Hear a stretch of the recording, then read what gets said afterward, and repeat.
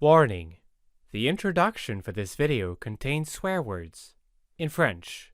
Well, Quebec French.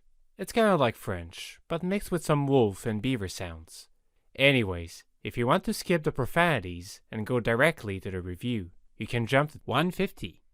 Viewer discretion is advised. Hey there, crew members, Sailor Vince here. As you all know, during the day I work relentlessly to keep our waters safe. But during the night, I like to be a pirate. I've been introduced this year to Sea of Thieves, developed by Rare. In order to fully explore the content of this game, I assembled a crew of the worst morons on the planet, also known as my friends. Oh non! Est-ce que le coup l'a trouvé tout de suite? Oh non! Hey, on a-tu été assez pas bon pour mourir les trois comme... What? Together, we sailed through some extreme conditions. Oh boy, oh boy, oh boy. Comme, je sais que tu me chiales là. C'est qu'il a mis un outpost sur un volcan actif. Parce que je veux qu'il perde sa job. Deciphered some treasure maps. Vraiment aller... Vincent Callis. Quoi? Avance, t'as 3 pas. Non, je le vois pas. Callis Vince. And of course, worked as a team. Moi j'entends des squelettes un peu partout. Fais ta job. Si t'es pas bon pour trouver des trésors, au moins sois bon pour me maintenir en vie! Qu'est-ce que t'es pas bon? T'es-tu mort aussi? Ben oui, d'après toi. Qu'est-ce que t'es pas bon? But this video is not a review of how dumb my friends and I are. We already know the answer. But a review of how realistic the game is compared to the real maritime world. Let's get to it.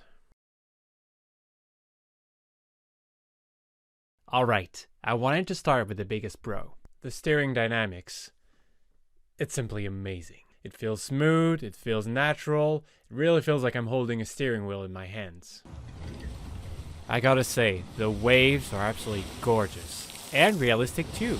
Every now and then, I can feel a wave deviating me from my course, which forces me to compensate.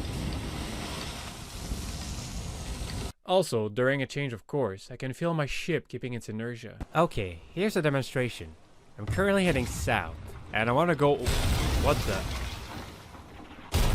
Would you mind? I'm trying to explain something here. How rude. Anyways, like I was saying, I am currently heading south, and I want to go west. So I'm gonna do a hard turn to starboard, like that. And my ship is turning, that's good. Okay. Almost there. Alright, good. So now that I've reached west, I'm gonna bring the wheel back to midship, or the center if you prefer. That's what you would essentially do when you're driving a car. You turn the steering wheel in the direction you want to turn, and when you're done turning, you bring it back to the center to keep driving straight. But see what happens here? I keep drifting to starboard, and that's because the ship is keeping its inertia from the initial turn, and the water doesn't have enough friction to stop it. See? Now I'm almost heading northwest because of it. But now, I'm going to show you the technique that we use to stabilize our course, which we refer to as the kick. Again, I'm going south, and I want to go west, so... Seriously? Are you kidding me? Alright, you're on. Here goes nothing! Come on! Yes! Alright, Emma Burpton. Time to face your doom. No, come on! Oh, damn it! Come on! Next time, Emma Burpton. Next time. Well, that could have gone better. Let's try that again. The kick. Okay, one more time. So I'm heading south, and I want to go west. So I'm going to do a hard turn to starboard. Like that. Okay, I'm starting to turn. That's good. Haven't been fired at yet. Okay, now I'm close to my new course. But this time, I'm going to steer quickly toward the opposite direction, and then go back to midship. See? Right now I've already passed the midship, I'm on the port side, and now I'm gonna go back to the center. And that's just to get a little kick to break the inertia. Here is another way to visualize it. Imagine doing a sidestep, but slowly tilting to the side as a result, until someone gives you a gel pull. And I'm so glad to finally see it in a video game. Usually in other games, they don't bother with the water dynamics, so there's not any difference from driving a car. Or they will put an animation where your character will automatically stabilize your course for you. But in this game, this is an accurate representation, and I'm incredibly impressed. Now, anchoring. Okay, so as you can see here, I'm currently going at full speed in very deep water, like I don't see any land around. And then I'm gonna drop the anchor, just like that. Okay. And I'm magically stopped, even though I still have my sails completely lowered. And that there are probably miles and miles of depth below. Yeah, I wish it were that simple. In real life, there's a few factors that might limit you. First off, you need to know the nature of your ground. Your anchor needs to bite the ground, to bury itself in it, to stay still and to keep you still. The best type of ground for anchoring would be a sandy or muddy ground. But if it is a hard surface, like let's say completely covered in rocks, then your anchor would just slide from the top, which would make it completely useless. Secondly, before dropping the anchor, you need to know the depth and calculate how much chain you're going to deploy. But you don't want to give too much chain, as that would increase your swinging circle. Because even at anchor, you're not going to stay still. Your ship will move inside the radius of your anchor chain, depending on the direction of the wind. But in this game, the ship stays completely immobile. And I was kind of curious to see what the chain angle was, so I went underwater to have a look. And turns out, there isn't an anchor chain, or an anchor at all for that matter. And yet, the ship remains perfectly still. So it feels more like putting your ship in park instead of anchoring. Now, I understand why the creators decided to do that. Because it would have been annoying and overcomplicated for players to worry about all those factors. But it sure felt silly the first time I saw it. So, looking at the environment around me, we're obviously in a tropical climate. In terms of the weather, it means we can expect heavy rain, fog, and strong winds. And in this game, we have all three. Already a good start. Currently, I'm sailing in a fog bank, and as you can see, it drastically restricts my visibility. Like I can barely see anything. Could it be similar in real life? Yes, absolutely. It can't even be worse actually. I remember one time when I was sailing in the Grand Banks of Newfoundland. It was so foggy that I could barely see my hand in front of me. That kind of situation can be dangerous if you're sailing close to shore in heavy traffic zone. Like one of my helmsmen used to say, "Hey mate, with so much fog, might as well steer blindfolded." But see, my career taught me that in a situation like this, it's crucial to have a lookout. And so in the game, I asked one of my friends to climb up the mast to be our lookout. Essentially, he kept an eye on our surrounding and reported what he was seeing ahead. That gave me a bit of a heads up to avoid some obstacles. When you have moments where your professional background gives you tips for a game, you know it's legit. Okay, now I'm currently under heavy rain, which as you can see also restricts my visibility and agitates the water around me. And you know, it sucks to be wet all day. When I was playing the game with my friends, at some point I noticed a cumulonimbus in the sky, which is essentially a multi-level cloud that towers so high in the sky that when it condensates, it creates torrential downpours. In real life, it's a pretty good sign that a storm is coming up. Now, the first time I saw that in the game, I thought it was only there to decorate the sky. Well, guess what, people? It wasn't there just for decoration. We ended up getting stuck in a storm, and as my friends were getting terrified, I got delighted. I could appreciate all the little details they added to the storm mechanics. First off, the ship's hold was filling up with water, which was a real issue for wooden ships. Nowadays, any opening on a modern ship has a closing mechanism and rubber joints around it to prevent the water from seeping in. Secondly, I could feel my steering wheel resisting when I was trying to turn it. and that's caused by the sheer force of the current pushing against my rudder, which made my maneuvers far more difficult. Again, the steering mechanics in this game are absolutely phenomenal. And finally, my compass was going haywire, just continuously spinning on itself, which is also possible in real life. When your ship is going through some rough weather, all that swing around can destabilize your magnetic compass. I think here in the game they over-exaggerated it, but the effect is there nonetheless. It enhanced the feeling of disorientation.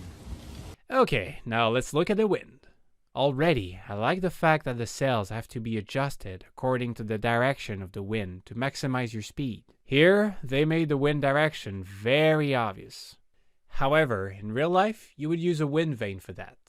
But that's okay, that's no big deal. I also like how it affects my maneuvers. Here I'm receiving the wind on the starboard side, and see, I'm slightly tilting to my port side. Also, if I want to turn a few degrees to starboard, I'll have more resistance than to the port side, just because of the wind pushing against me. What doesn't make any sense, however, is the fact that you can sail against the wind. In real life, you would have to do multiple tackings and zigzags to catch the wind on alternating sides.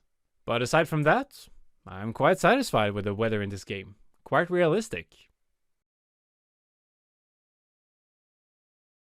Next, the harbors. Another big issue. When you're looking for an ideal location to build a harbor, you want a land formation which breaks the wave movements and keep the water as still as possible. Making your approach towards a dock is a tricky maneuver that needs to be done at slow speed. If the waves push you around as you're making your approach, that makes it extremely difficult, if not impossible, to dock. And also, when your ship is tied up, you don't want the waves to constantly smash it against the dock.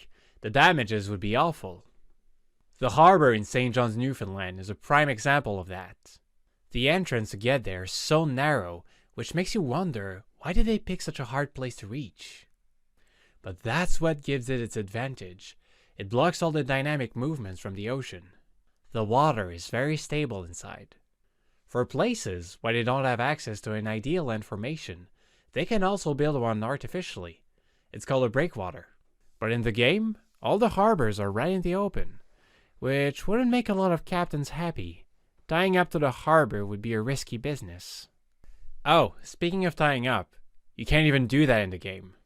In real life, we use between 4 to 8 mooring lines to tie the ship to the harbor, and that's to be sure your ship stays stable while you load or unload cargo, or disembark your personnel. But in this game, when you're close enough, you're supposed to drop the anchor next to the harbor, which is absolutely silly. Remember what I told you previously about the swinging circle? Well, imagine having a harbor in the radius. The ship would just swing back and forth into it. The damages would be disastrous. And I don't see how anyone could disembark or load cargo. I have to say, in this regard, I'm a bit disappointed. See, it's a common misconception that I often hear. Some people think that ships that are at the harbor are actually anchored. And that's understandable. It can be a logical assumption. See, if they wanted to keep it simple, it could have been very easy to make a system that when your ship is inside a certain radius of the harbor, you could press a key for your ship to be automatically tied up. Other games have done it in the past, so it's not like it's impossible. See, so far I'd really liked the simplified mechanics that they were presenting to the players to easily understand the basics of navigating. But unfortunately, in this case, they are reinforcing a misconception, which is a bit disappointing.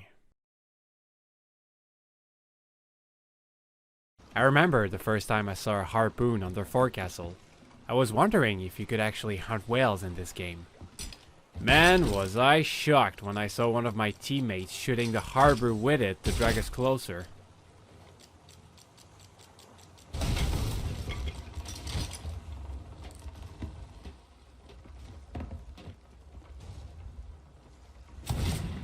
Do sailors do that in real life? No, absolutely not. Don't ever use a harpoon for that. In fact, don't ever use a harpoon for anything except hunting whales. Actually, whales are an endangered species, so you know what? Just don't use a harpoon. At all. Ever. So, you have a choice of 3 different ships. The sloop, the brigantine, and the galleon. Right off the bat, I can tell that they could have picked a different name for the sloop, looking at its conception and the shape of the mast. I think it would have been more appropriate to call it a cog instead of a sloop. I was about to talk more in depth on this point, but after doing my research, I discovered there was another YouTuber that made an entire video especially on this point. Go check it out. It's actually very instructive. I'll put the link in the description below. Now, for the brigantine and the galleon? Yeah, they're not too far off from reality. A bit simplified, probably shorter, but it's fine. Keep in mind, back in those days, the class of a ship gave you a good general idea of its size and conception. But it's not like they're all standardized. Nowadays, if you order a Toyota Prius built in the US or built in Japan, you can bet they're going to be quite similar. But in that era, the specific of a ship depended on the type of wood certain countries had access to, and the purpose for which it was built. Now, let's talk about the size of the crew. Every ship needs a skeleton crew, meaning a minimum number of people needed to keep the ship operating. Generally speaking, you're gonna need a skeleton crew of 15 for a sloop, 30 for a brigantine, and 100 for a galleon. Again, it depends about the nature of the ship.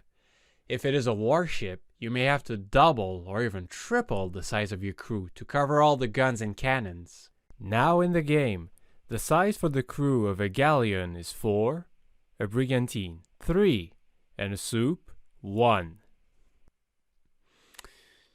Yeah, we're a bit far off. But then again, I couldn't imagine being stuck in an online group of 100 people yelling on top of each other's. That would be a nightmare. So I understand the decision of limiting the crew size. Alright, let's just do a little tour of the main deck. Nice captain's cabin. I also like that they put a little ring on the wheel to tell you where your midship is. A very common practice, even today. The pulleys for the sails are highly simplified. But I like that they separated the lines to rise and lower the sails from the one to readjust their directions. Now, placing the cannons on an open deck? That's silly. Gunpowder is very picky, and at the slightest bit of humidity, it won't ignite. So you want to place them on lower decks, where they can be protected from the rain and the splashing of the waves. Nice crow's nest. Yeah, for the most part, I like the general setup. Now, let's see how their size affects the maneuvers. Okay, I'm currently sailing a sloop, the smallest ship available. And as you can see, my heading is quite affected by the state of the sea. I can definitely feel the waves pushing me around. But it's very responsive to my maneuvers. I'm gonna do a hard turn to starboard, and boom, the ship's already turning. Now I'm gonna stabilize my course, and see, it's already slowing down.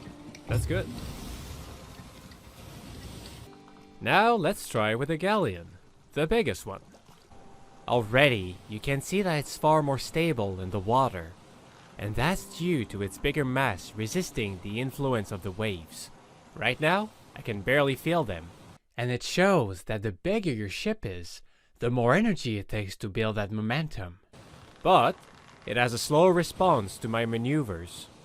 Again, I'm gonna do a hard turn to starboard. Still hasn't turned. And now it's slowly starting. Now I'm gonna try to stabilize my course.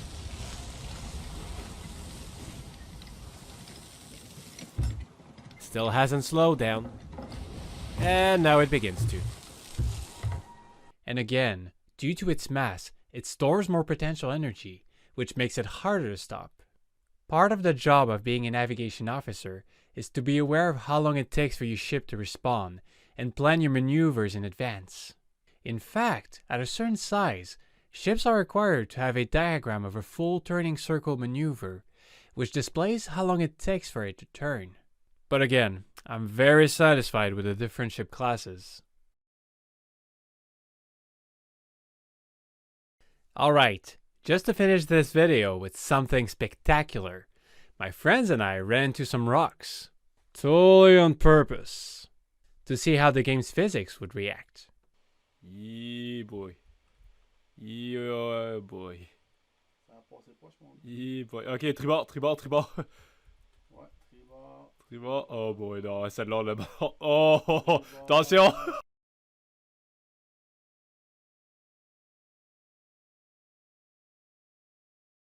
That's actually good. I like it. You can see a third law of Newton being applied. Action, reaction. We hit the rock at full speed and started sliding against it. At the same time, we got pushed to the opposite side and started tilting. But because a ship is a buoyant object, the water pushed it back in return, and that sort of created swinging movements back and forth. I think it's quite realistic. But I'm also very thankful that the game was merciful enough to let us live through that. In real life, that would have been the end of us. These are moments when I'm glad the game is not too realistic. So there you have it. That was Sea of Thieves. I gotta say, I really enjoyed being a pirate. I might do that as a side job from the Coast Guard. Now, for the final score in terms of realism, I would give it a score of 4 out of 10. Not a great score, but I mean, just look at the game. It's cartoony, it's colorful, it's silly, it's hilarious. It's a pirate parody. It wasn't meant to be realistic in the first place. And yet, it kind of is in its own silly way. They took the most important aspects of navigation and simplified it enough so that everyone can understand and enjoy it. True, there are some technical aspects I wish they hadn't skipped. But for the most part, I think they kept the essentials. Just enough to keep pure the feeling of being part of a crew and crossing the sea together. What I'm getting at is that it's only a 4 out of 10, but those are the most important 4 points. And again, I have to vouch for the steering dynamics, by far the best I've seen in any video game. I would keep playing for hours just for the feeling of steering my ship. In fact, this is exactly what I'm gonna do after this video. Thank you for watching.